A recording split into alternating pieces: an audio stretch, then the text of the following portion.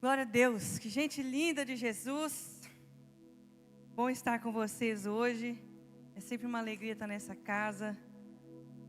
Sempre que nós estamos entre os irmãos, quando alguém me pergunta a respeito de jovens, de adolescentes, queimando pela presença de Jesus aqui em Orlando, eu sempre falo de vocês. Já ministrei no acampamento de adolescentes, já estive aqui com as mulheres.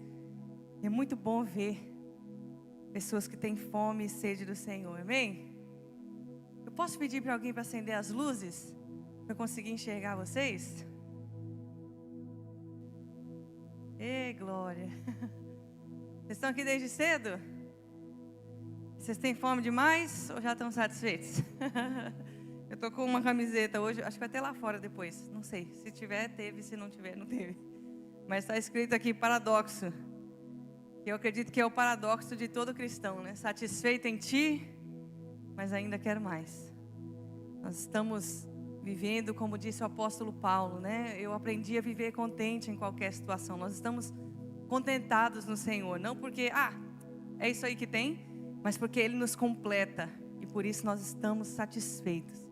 Mas ao mesmo tempo sabemos que Ele é uma fonte inesgotável de vida. E como disse o Senhor, de vida que jorra para a eternidade, é essa que precisamos ter dentro de nós. E porque sabemos que existe mais, queremos mais. Queremos mais essa porção da parte do Senhor, amém? Eu gostaria de orar com você para a gente dar início a esse momento da palavra. Aleluia. Glória a Jesus, te amamos, Pai. Obrigada por esse tempo, obrigada por esses irmãos.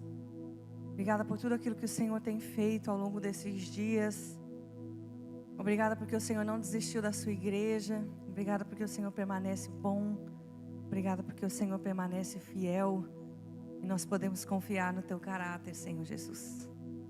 Nós pedimos, Espírito Santo de Deus, Espírito da profecia, Espírito do temor do Senhor, Espírito de sabedoria e de revelação, como está escrito.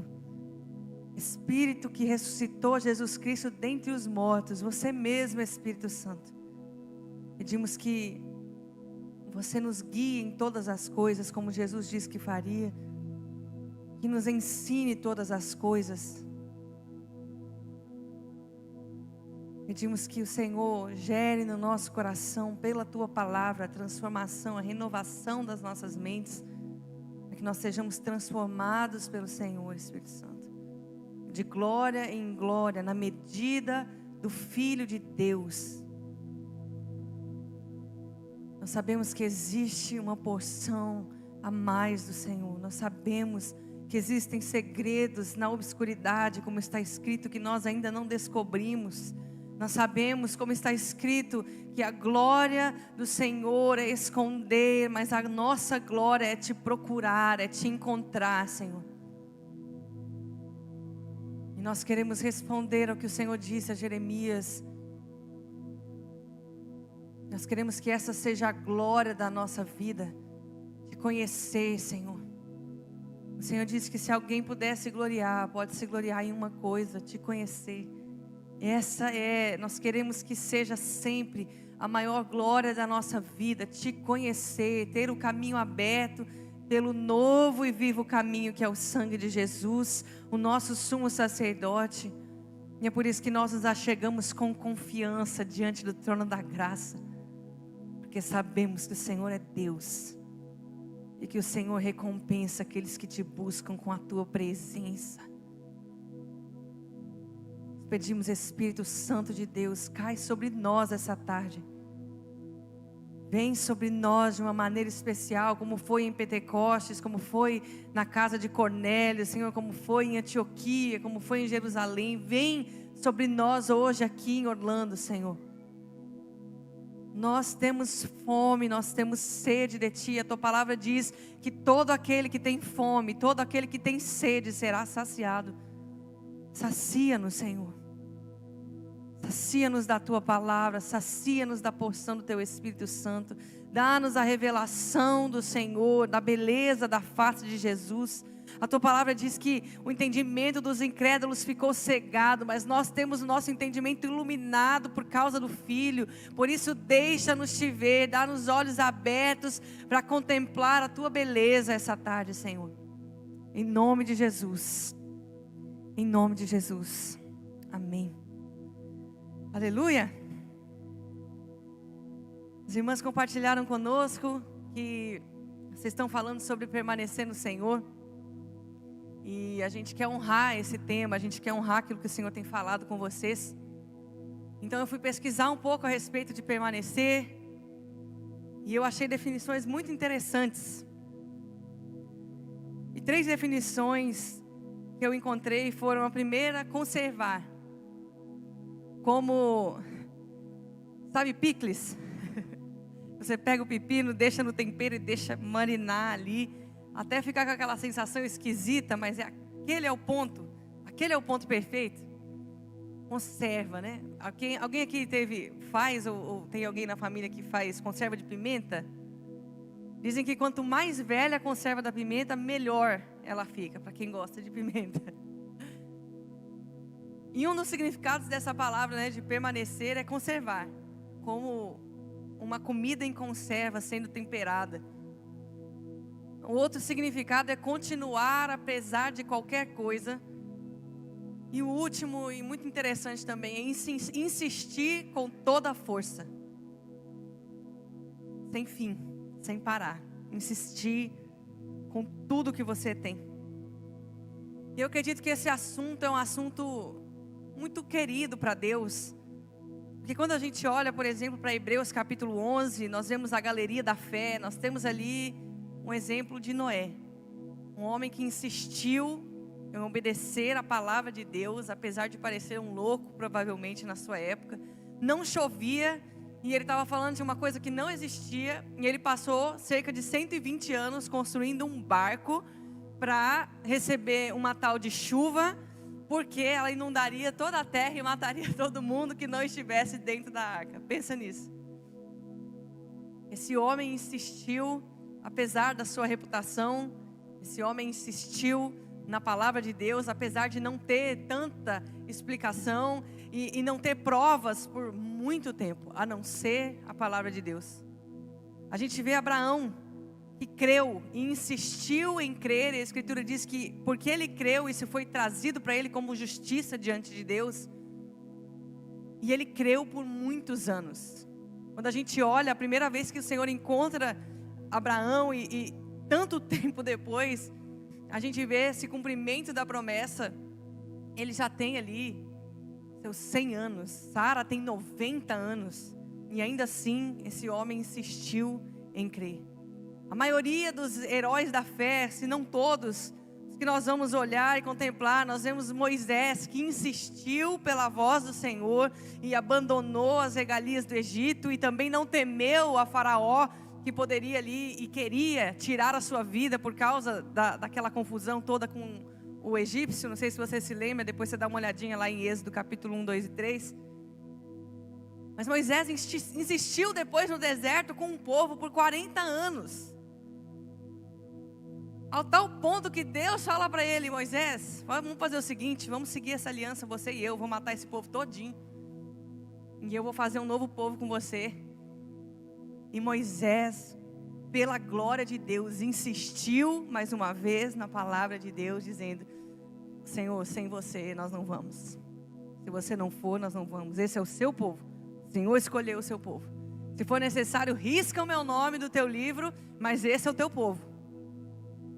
Nós vemos tantas pessoas, Sara, que insistiu, apesar de rindo, insistiu na palavra do Senhor. Isaac, Jacó, José, meu Deus, José que insistiu e permaneceu, apesar de tantas injustiças, e sendo levado como escravo na casa de Potifar. E aí quando parece que a coisa vai ficar bem, ele começa a ser honrado e de repente parece uma doida. Já aconteceu isso na sua vida? Que está indo tudo por água abaixo, quando parece que vai melhorar, aí tem o fundo do poço, e aí depois tem mais uma porção de lama e você está lá por baixo outra vez. Mas José permaneceu fiel ao Senhor, mesmo quando todas as circunstâncias diziam para ele fazer o contrário. Porque afinal, onde estava Deus enquanto ele estava na prisão? Mas ele permaneceu, apesar das circunstâncias. Então, quando a gente olha para tudo isso, nós vemos como Deus se importa com esse assunto. A gente vê Samuel, a gente vê Jefté, a gente vê tantos outros listados ali em Hebreus capítulo 11 como heróis da fé. E eu encorajo você a ler na sua casa. Mas então ele fala a respeito de Davi. Davi que insistiu. Davi, 13 anos, cerca de 13 anos, perseguido por Saul, insistiu em ser um homem segundo o coração de Deus. Ele queria saber o que Deus quer. Qual que é o desejo de Deus. E esse mesmo Davi, Salmo capítulo 24, verso 3, ele faz uma pergunta expressando justamente o coração de Deus. Ele diz: quem subirá ao monte santo do Senhor? Quem vai permanecer no seu santo lugar? Essa é uma pergunta de Deus, que o homem segundo o coração de Deus descobriu. Quem é que vai subir? E é legal porque muita gente quer subir, né? Nós tínhamos isso, nós víamos isso, era comum na época de Davi as pessoas subirem para Jerusalém, né? Desde ali dos tempos de Moisés, as pessoas subiam para Jerusalém nas festas dos tabernáculos, para que elas pudessem fazer os seus sacrifícios. Agora a arca não estava lá, a tenda já tinha movido de lugar, mas Davi tinha um desejo no seu coração de trazer a arca da presença. Ele faz tudo isso, 2 Samuel capítulo 6, você pode olhar na sua casa. E aí a Bíblia vai dizer que ele faz isso primeiro com danças, com festa, com alegria. Dá tudo errado, Uzá morre no meio do caminho, Davi fica desgostoso. A arca vai parar na casa de Obed-Edom e fica lá por 3 vezes. E Davi tentando entender: como eu vou fazer para trazer a presença de Deus de novo para o nosso meio? Até que isso acontece. Então de novo as famílias estavam subindo. E agora elas estavam subindo para Jerusalém para encontrar com a presença, né? Que era o símbolo da presença de Deus, a arca da aliança. Então, inspirado pelo Espírito Santo, como está escrito em Timóteo, Davi faz essa pergunta: quem subirá ao monte do Senhor? E nós temos talvez muitas pessoas subindo nesse tempo. E elas entregam suas vidas para Jesus, e elas amam o Senhor, elas até leem as Escrituras, oram de vez em quando, aparecem na igreja de domingo, dão dízimo, aliviam sua consciência religiosa e dizem: tá pago, é isso, eu estou subindo. Mas existe uma pergunta: quem é que vai permanecer? E aí ele continua e diz: aquele que é limpo de mãos, puro de coração, que não entrega a sua alma à vaidade, que não jura dolosamente, essa é a geração dos que buscam a face do Deus de Jacó. E é interessante porque a respeito desse próprio Davi, Deus disse para ele: você não tem as mãos limpas. E ainda assim ele estava dizendo: vai subir e vai permanecer aquele que é limpo de mãos, aquele que é puro de coração, aquele que não entrega a sua alma à vaidade, aquele que não jura dolosamente. Eu, às vezes, pensando a respeito da Escritura, eu fico imaginando a cena, a situação. Não sei se você é assim quando você lê a Bíblia. Mas pensa que Davi, esse homem que tem um desejo pela presença de Deus, e ele sabe que ele tem as mãos sujas de sangue, o próprio Deus diz isso para ele na Escritura. Mas tem algumas ocasiões que me parece que Davi tem um vislumbre de graça. Ele tem um vislumbre de coisas futuras. Por exemplo, quando eles chegam em Ziclag, eu não sei se você vai lembrar dessa situação, mas eles já tinham batalhado, né? Estava no meio de uma guerra ali com 600 homens atrás, de defender uma cidade que tinha sido saqueada, e roubaram as mulheres, e roubaram as crianças, e eles foram atrás na sua companhia, aquela que foi formada na caverna de Adulão. Não sei se você se lembra. Está comigo? Amém. Ali na caverna de Adulão, a Bíblia diz que se juntou com Davi cerca de 400 homens. Sabe aquele amigo que todo mundo quer ter? Endividado, lascado, amargurado, com depressão. Era isso, era cerca de 400 pessoas. Enquanto Davi fugia de Saul, essas eram as pessoas que se juntavam a ele. Foram cerca de 400 desses homens. Mas esses homens se tornaram os valentes de Davi, né? Nós vemos ali depois Benaia, Joiada, homens realmente que foram fiéis numa aliança a Davi. E acredito até que por causa de tudo que viveram juntos ali na caverna de Adulão. Mas a gente vê que chega um ponto, essa comitiva já tem 600 homens de guerra. E ali no meio de uma guerra, eles vão, perseguem a cidade e tal, mas alguns fogem. Chega no meio do caminho e tem muita gente cansada. E eles estão muito cansados, param à beira do rio e Davi fala: então quem está muito cansado, fica aqui, que nós vamos seguir e vamos terminar de conquistar isso aqui que a gente precisa conquistar. A gente vai atrás de todas as mulheres, de todas as crianças, de todos os bens, tudo que é nosso a gente vai atrás. Quando eles voltam, está na hora de repartir os despojos. E ali é muito interessante, porque aqueles que foram e continuaram até o final, eles dizem: não, os que ficaram não podem ter parte com os despojos, porque eles não foram até o fim. E ali eu tenho a impressão, e essa era a tradição. Se você desistir no meio da guerra, acabou para você, você vai, preserva a sua vida, preserva o que é seu até aqui, mas você não vai ter parte de dividir os lucros, vamos dizer assim, a respeito da guerra. Você não foi até o final, você cansou, a gente continuou arriscando a nossa vida. Mas ali Davi, penso eu, que acessou um lugar da graça. Porque ele diz: nós vamos dividir com todo mundo. Quem ficou, quem lutou pela metade, quem ficou cuidando das crianças depois, quem ficou com as mulheres feridas, nós vamos dividir com todo mundo. Todo mundo vai receber dos despojos. E quando nós olhamos para a Escritura, eu vejo, como dizem Hebreus, né? A sombra e a revelação. Davi estava apontando para Cristo. Aquele que, sendo um único herdeiro, primogênito entre muitos irmãos, o unigênito unigênito, né, o único filho, se tornando o primogênito entre muitos irmãos e repartindo a sua herança. E agora, como o apóstolo Paulo diz, nós somos herdeiros de Deus e co-herdeiros com Cristo Jesus. Ele repartiu a sua herança conosco. E perceber que esse mesmo Davi acessou tantos lugares de graça do Senhor, mesmo num tempo tão diferente. Deus nunca tinha pedido adoração 24 horas. Nunca tinha sido estabelecido por Deus: vou construir uma casa. Deus nunca tinha falado isso, comunicado para ninguém. Mas o homem, segundo o coração de Deus, estava em busca de permanecer no coração do Senhor e entender o que era importante para Deus. E aí ele diz: aquele que é limpo de mãos.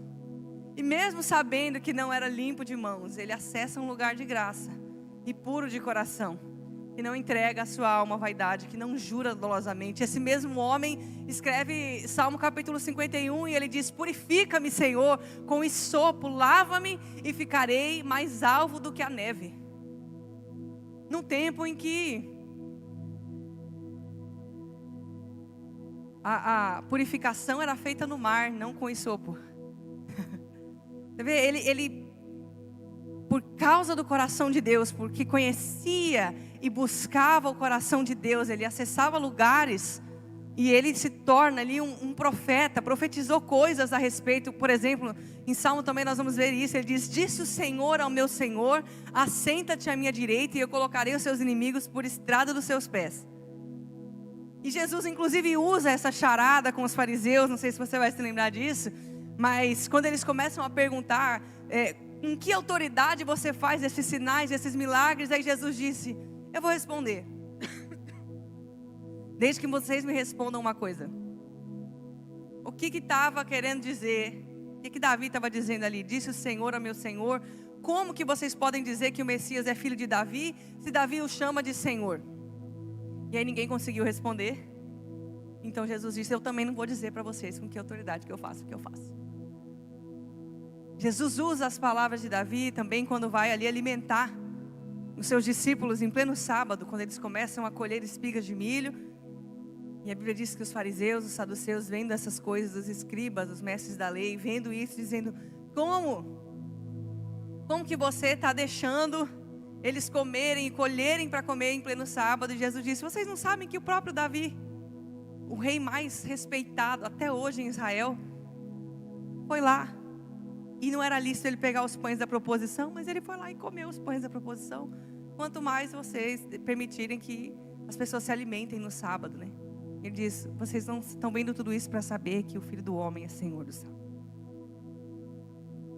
Tudo isso porque esse homem estava atrás do coração de Deus. E permanecer é um assunto muito caro para o Senhor. Mas também não se trata de permanecer de qualquer jeito e nem em qualquer lugar. E a gente vê isso lá em Mateus capítulo 7. Você percebeu que eu vou só falando, né? Então anota, depois você confere o texto na sua casa.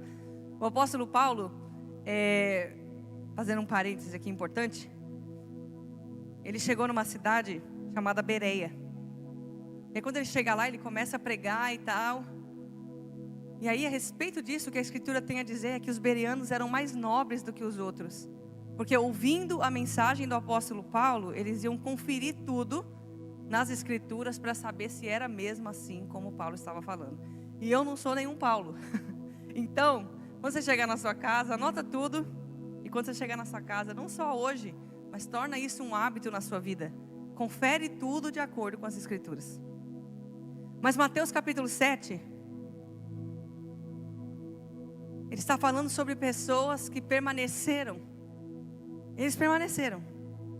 Jesus disse a partir do verso 14, deixa eu conferir aqui.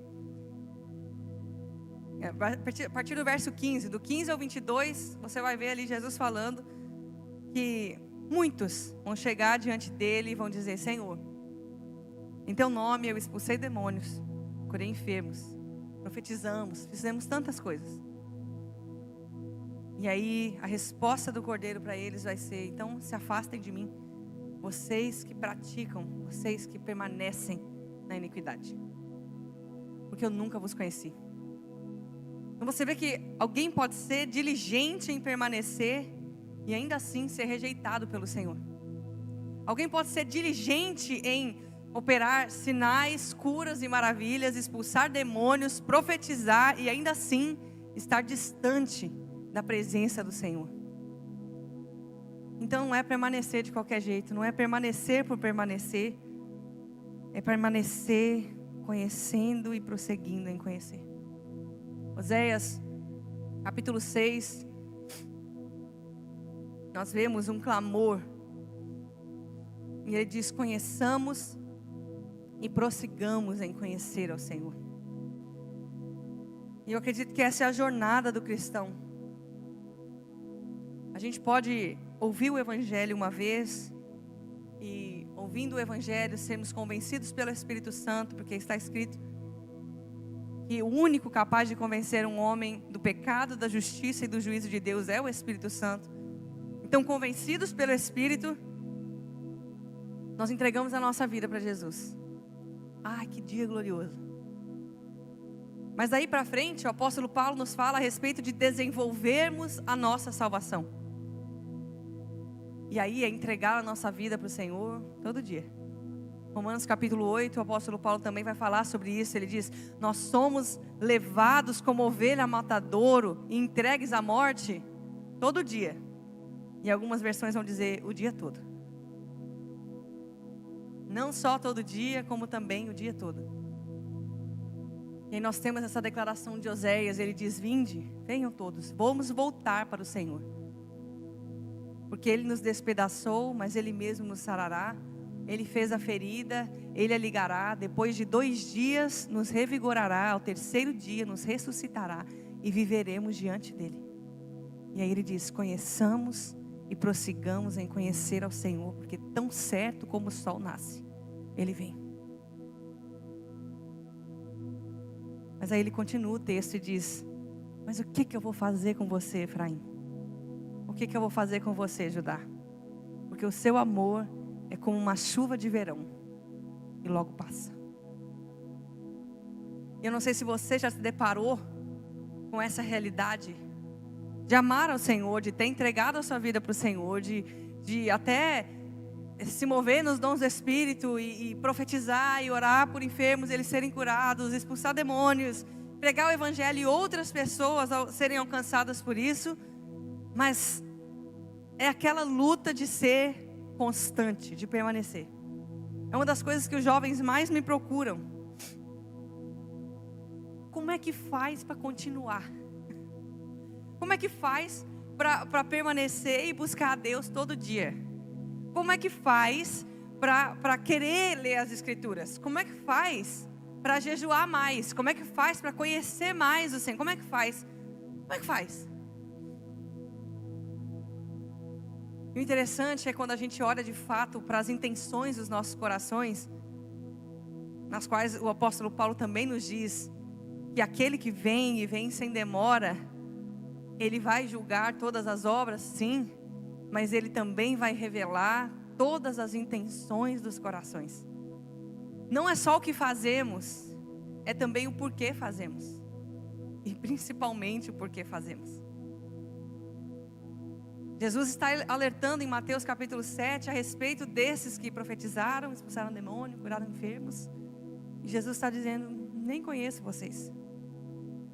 O apóstolo Paulo também fala sobre aqueles que, ao pregar o evangelho, o faziam por inveja. Gente, isso é loucura. Já tinha na época do apóstolo Paulo, vai dizer que não tem no nosso? Que tem gente que prega o evangelho por inveja. Tem gente que prega o evangelho por sorte da ganância. Tem gente que prega o evangelho, e ele não está dizendo que era um falso evangelho, está dizendo que era o evangelho. Mas conta o porquê fazemos o que fazemos. E de repente, nós nos deparamos com a nossa geração. E nossa, porque eu me sinto jovem. É minha também, gente. Não, mas ó, eu não estou assim também. Eu tô com 30, nem estou com 32, eu estou com 31. Vou fazer 32 em abril. Mas a minha alma tem 15 anos ainda, estou super jovem, ó, vamos lá. Mas é tão interessante que na nossa geração a gente acostumou com facilidades, com coisas rápidas, né? Então, quando eu era criança, não existiam tantas opções de fast food como existe agora. Agora meu Deus, tem uma em cada esquina. Eu lembro que quando eu era criança, ir no McDonald's era um evento na cidade. Tinha que ser tipo aniversário de alguém. E aí todo mundo ia lá e fazia. Vocês estão nesse tempo? Eu só estou muito velho mesmo. A gente ia fazer, era um evento mesmo. Primeiro porque era caro. Segundo, porque assim, era uma coisa para comer uma vez por ano. E juntava todo mundo naquele... tinha tipo uma área de lazer assim, que tinha aquele balão com aquele palhaço horrível. Mas era o que a gente queria. Mas de alguma maneira a gente saiu e na nossa geração, sabe o que começou a acontecer? Na geração das nossas avós, para fazer sabão. Você sabe como é que faz sabão? Tá vendo? Você nem sabe mais como é que faz sabão. Mas a geração dos nossos avós, dos nossos pais, eles tinham que pegar o sebo, a gordura do porco e tal, e bater aquela parada e fazer. Ou então pegar a glicerina pura e adicionar uma essência e colocar um corante, aí colocar na forma, deixar secar, e aí você tinha um sabão. Depois, a gente já comprava o sabão pronto no mercado. Então a gente, na minha época, já comprava sabão pronto em barra no mercado. Ninguém mais fazia seu próprio sabão. Aí era Dove, Lux no Brasil, né? Não sei se vocês são desse tempo. Nem sei se tem ainda isso, mas... Só que aí depois veio uma invenção que parecia ser maravilhosa. Era o sabonete líquido. E agora, gente, a espuma vem pronta. Está entendendo o que eu estou dizendo? Então nós nos tornamos uma geração, a gente não quer nem esfregar a mão para fazer espuma mais. Sabe aqueles 20 segundos que você precisa fazer para ficar limpo? A gente não faz mais isso. A gente pega a espuma, passou, tá bom, põe debaixo, no máximo termina, passa um álcool em gel. Já viu que depois nos banheiros públicos não tem só o sabão, agora também tem o álcool em gel? Por quê? Porque as pessoas não querem esperar 20 segundos para matar os germes que precisam ser mortos. Então é melhor passar o álcool em gel depois de lavar a mão. Nós nos tornamos essa geração. E eu não estou dizendo que é um problema, nada disso. Que bom para as empresas de sabão, né? Tá ok. Mas o que eu estou dizendo é que de alguma maneira nós somos nos acostumando a querermos nos livrar de sofrimentos, de esforços. E eu me lembro das palavras do Senhor a respeito de João. E ele diz, o reino dos céus, até João, o reino dos céus é tomado por esforço. E os que se esforçam, se apoderam dele. Então, a gente, ao fazer o que fazemos, Eu ainda tô indo com você para responder aquela pergunta, como é que faz para permanecer, tá? Fica comigo.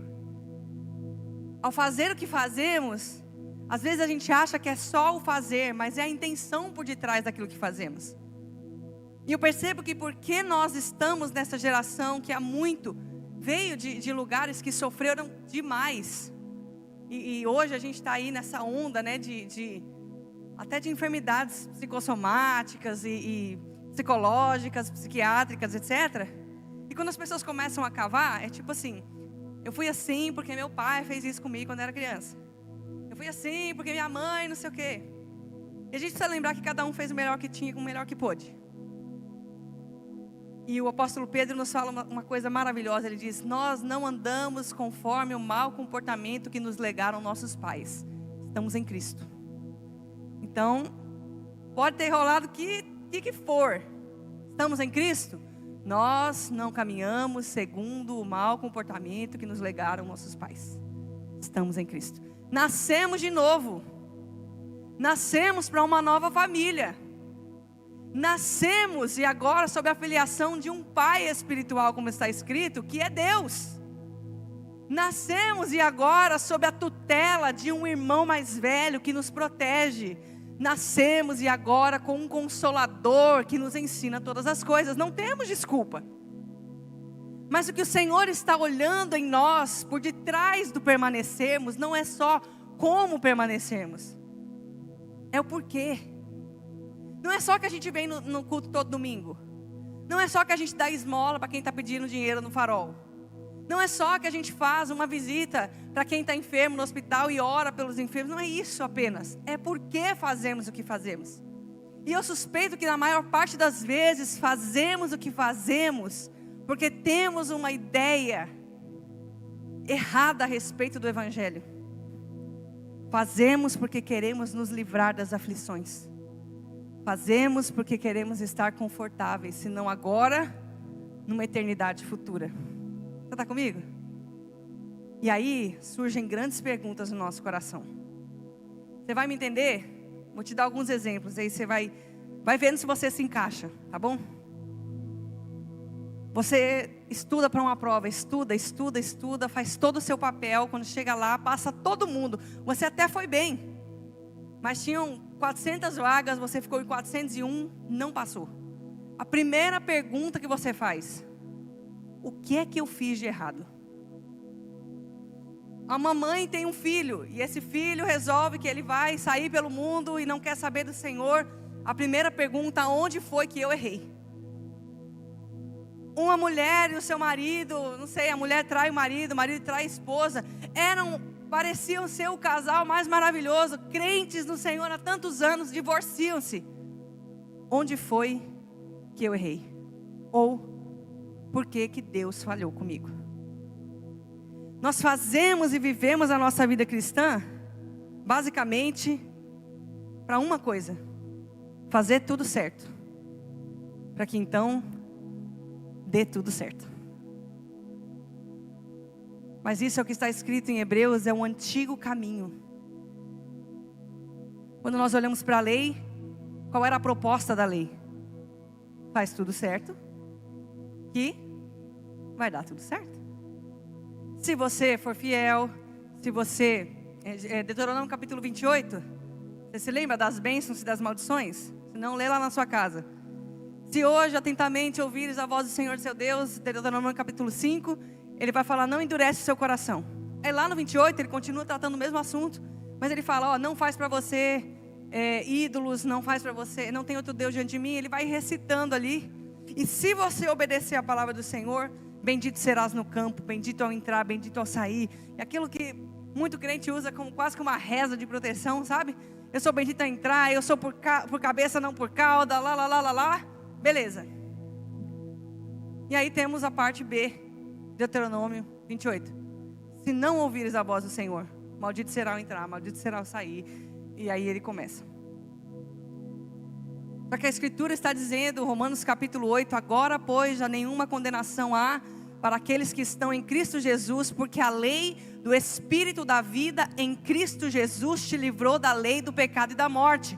Porque a lei estava enferma pela carne. Não que a lei estivesse doente. Não que a lei fosse o problema, mas a carne era. Ou seja, a lei de Deus, como está escrito em Provérbios, ela é boa. A lei de Deus dá testemunho do Senhor. A lei de Deus apacenta o nosso coração. A lei de Deus consola o nosso coração. O problema é que nós somos incapazes de cumprir a lei de Deus por causa do pecado. E aí nós temos a grande questão.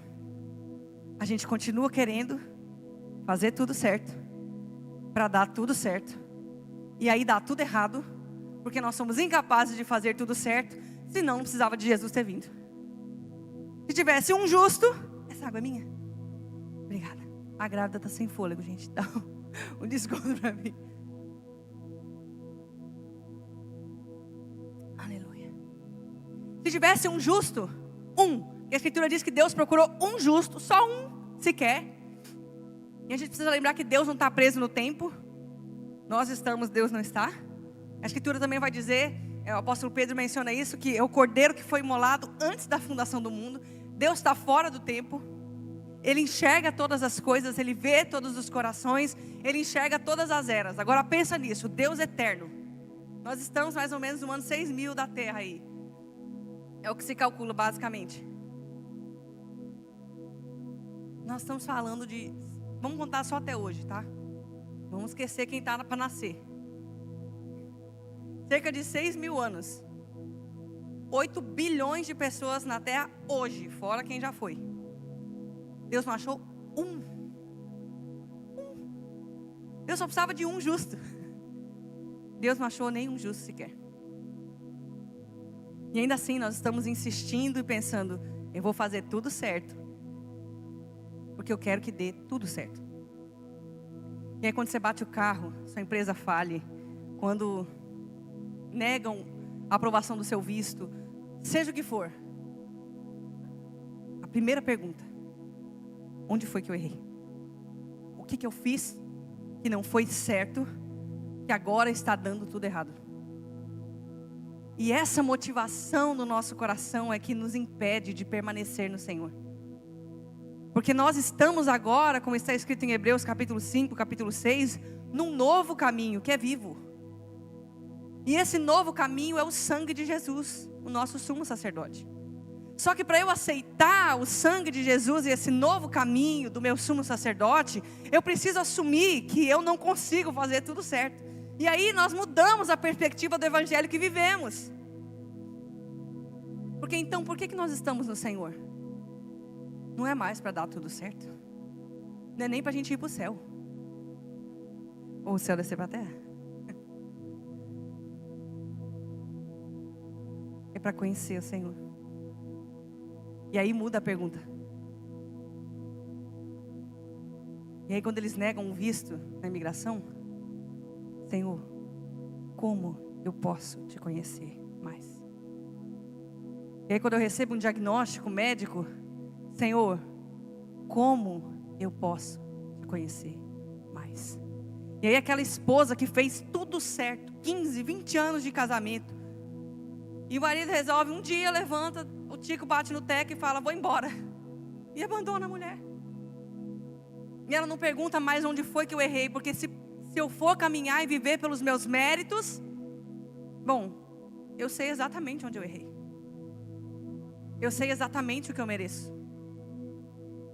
Você entende que a nossa pergunta e a maneira que vivemos para nos livrar dos desconfortos não faz sentido diante do verdadeiro evangelho? Porque aonde foi que eu errei? Mas você não quer começar essa pergunta. Porque se nós formos contar sem olhar para Cristo, todo mundo aqui a gente dá a mão e vai junto caminhando para o inferno. A pergunta é: Cristo é suficiente? Porque se Ele não for, eu não posso fazer tudo certo. Eu acho maravilhoso quando a gente olha para a parábola que Jesus conta a respeito do jovem rico, você se lembra? Lá em Marcos ele fala, mais especificamente, eu gosto muito da versão de Marcos. E ele diz que chegou uma pessoa perguntando, um jovem perguntando a respeito da vida eterna. mestre, como eu faço para herdar a vida eterna? Alguém me lembra que horas que eu tenho que entregar? Meu marido me falou, mas eu não lembro. Se alguém souber, me avisa. Obrigada. E ele diz: como que eu faço para herdar a vida eterna? E aí ele fala: cumpre toda a lei. E aí ele fala: bom, isso eu estou fazendo desde a mocidade. A Bíblia não diz que Jesus negou em nenhum momento que esse menino estava cumprindo toda a lei desde a mocidade. Só que se a gente olhar bem mesmo, amarás, pois, o Senhor teu Deus de todo o teu coração, toda a tua alma, toda a tua força, todo o teu entendimento. Alguém aqui já amou alguma coisa além de Deus, acima de Deus na vida?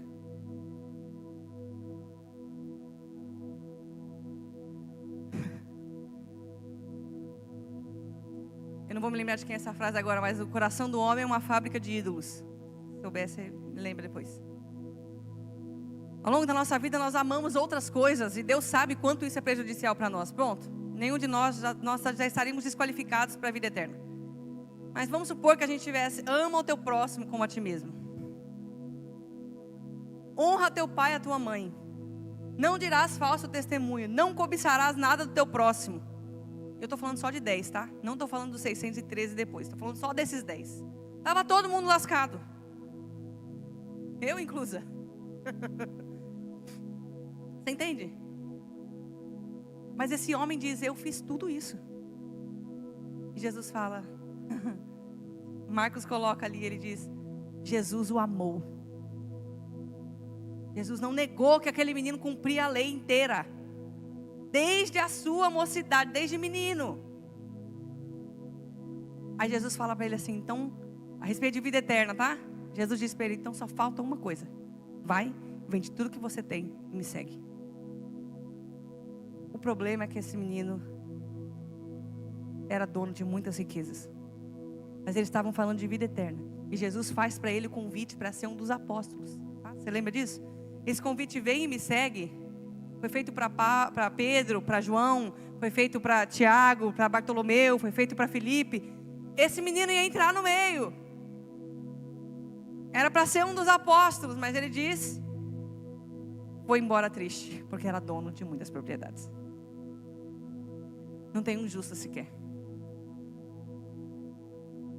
E a questão é onde nós vamos permanecer e por que nós permanecemos no Senhor.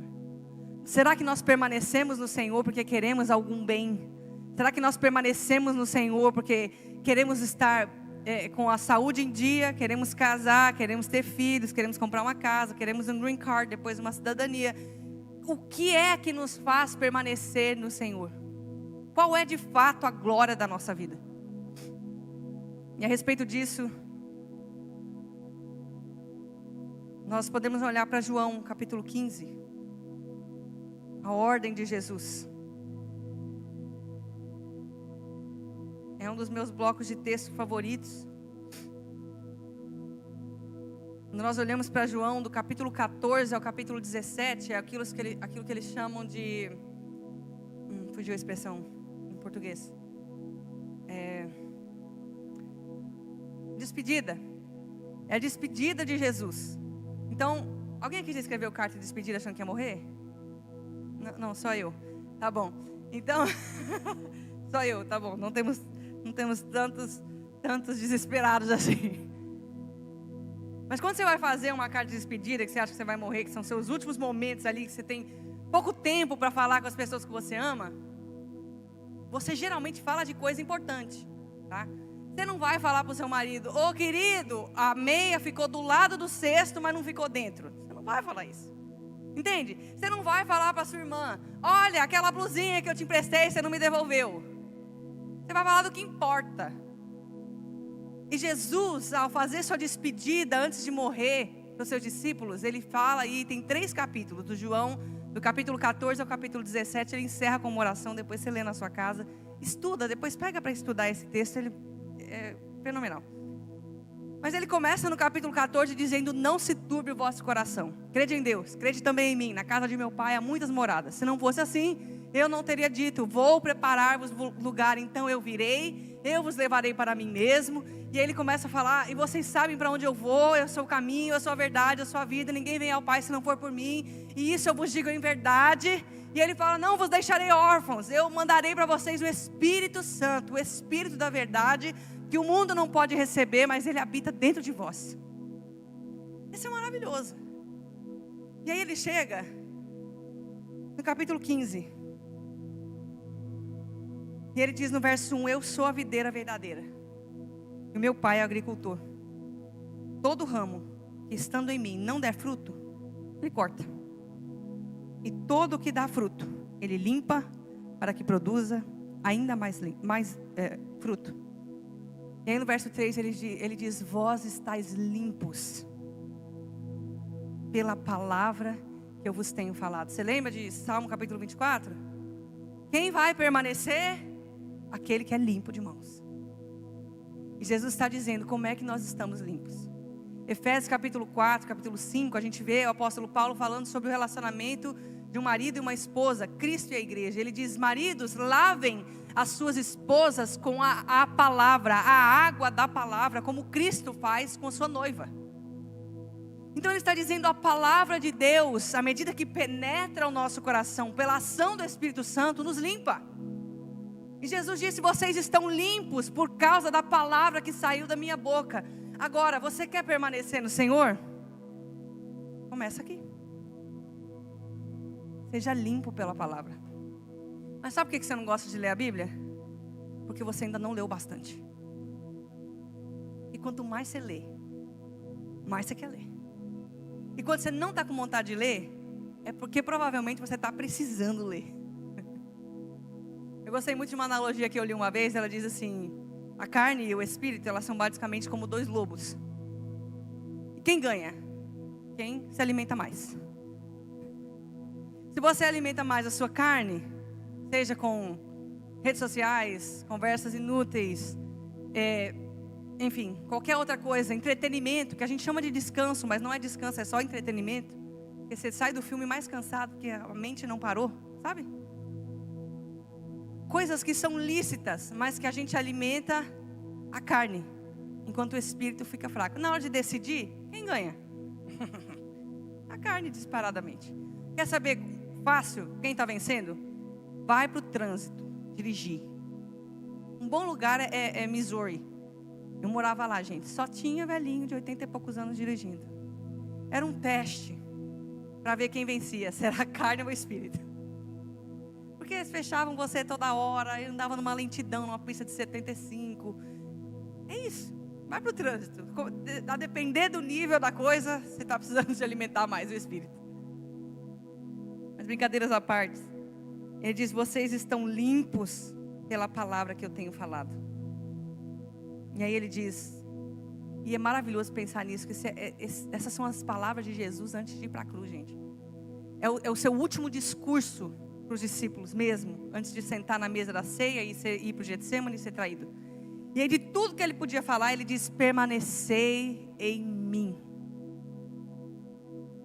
Ele não disse, permanece na programação da sinagoga. Está entendendo? Ele não diz, permanece curando os enfermos, permanece expulsando o demônio, permanece profetizando. Ele diz, permanece em mim. Permanecei em mim e eu permanecerei em vós. Fica comigo, basicamente, e eu estou com você. É o que ele estava dizendo. Como não pode o ramo produzir fruto de si mesmo, se não permanecer na videira, assim nem vós o podeis dar, se não permanecerdes em mim. E quando a gente olha para fruto, talvez a gente tenha essa ideia no século 21 de produzir, né? Produzir conteúdo, produzir recurso, produzir. E Jesus está falando de produzir fruto. E fruto, quando a gente vê a descrição bíblica a respeito de fruto, nunca é sobre coisas que você faz, mas é aquilo que você se torna. Gálatas capítulo 5, nós vemos o apóstolo Paulo falando a respeito disso. E ele diz, mas o fruto do Espírito é. Os frutos não são, é um fruto só e ele é. E aí ele tem várias partes. 9.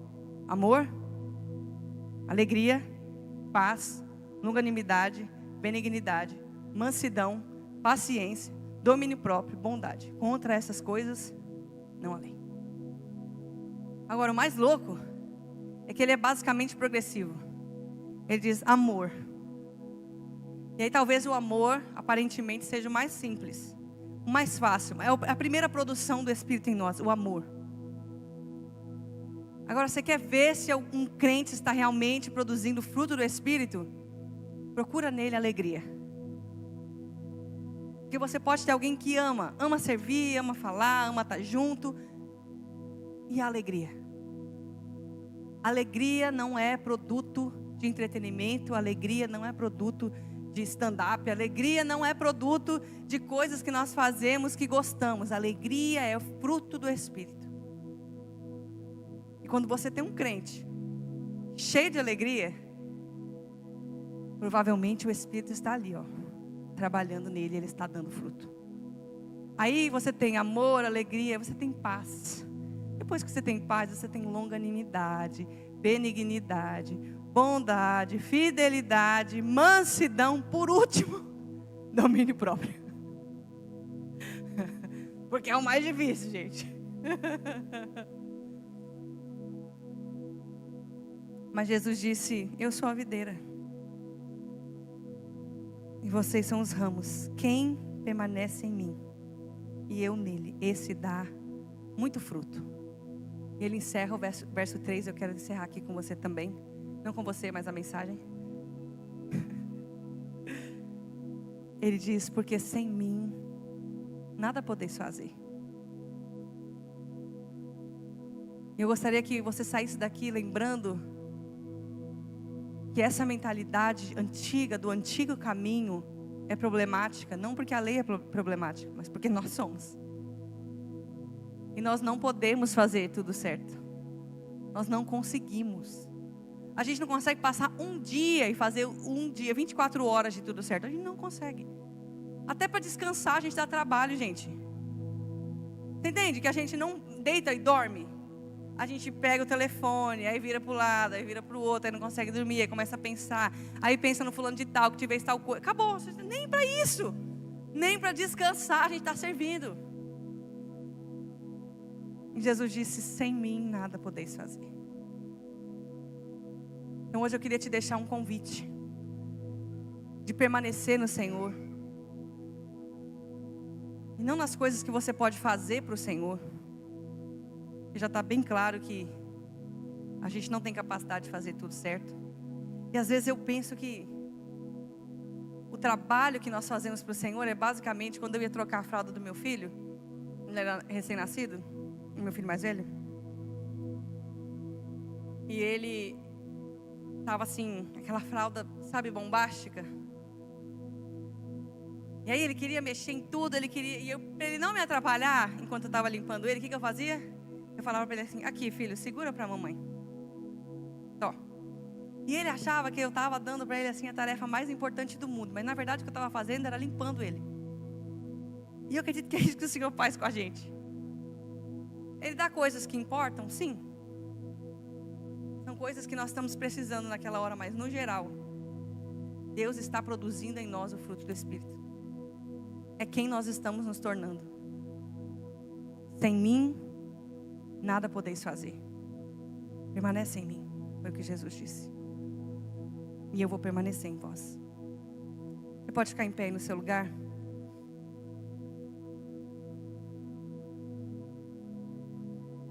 A continuação do capítulo 15, ele diz: aquele que permanecer, e aí ele diz o que acontece. Aquele que não permanecer, se não permanecer, é uma escolha. É uma escolha.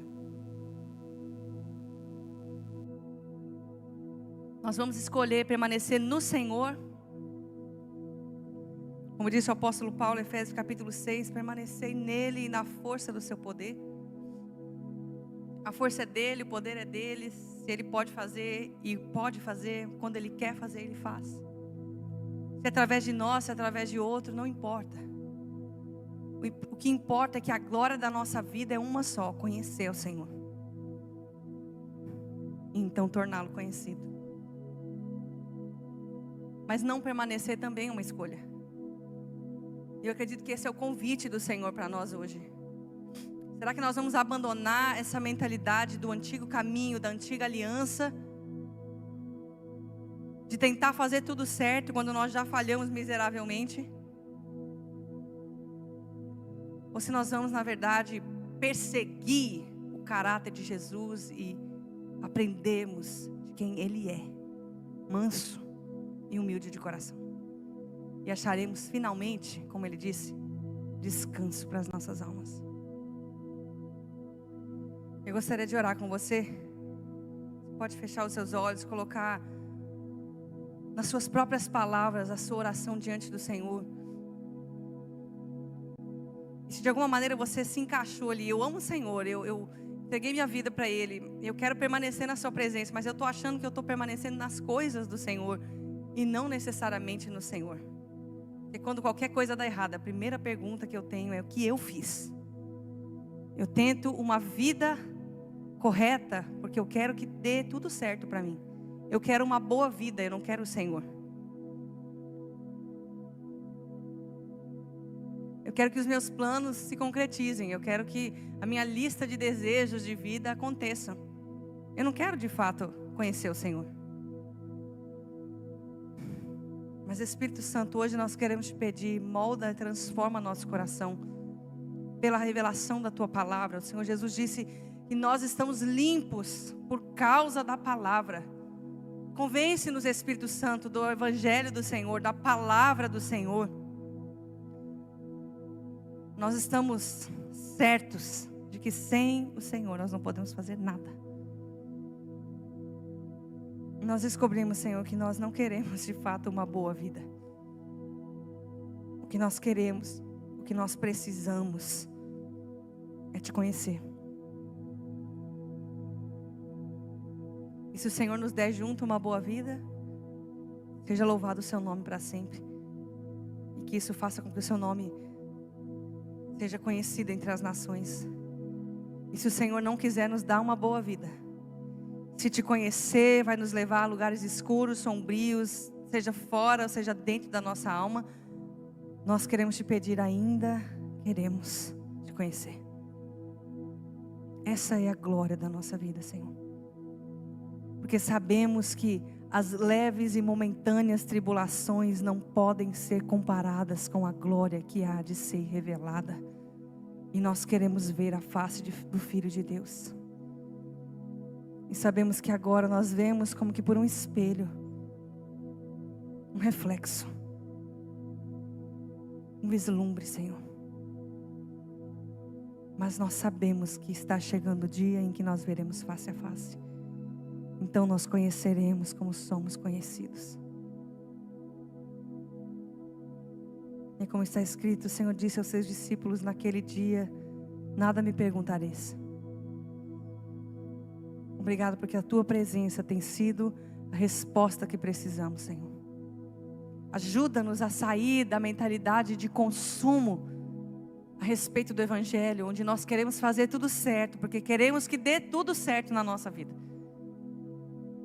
E nos ajuda a entrar de fato num relacionamento contigo para te conhecer e permanecer em ti. E para que o fruto do teu Espírito seja gerado em nós. E nós queremos dar muito fruto, Senhor.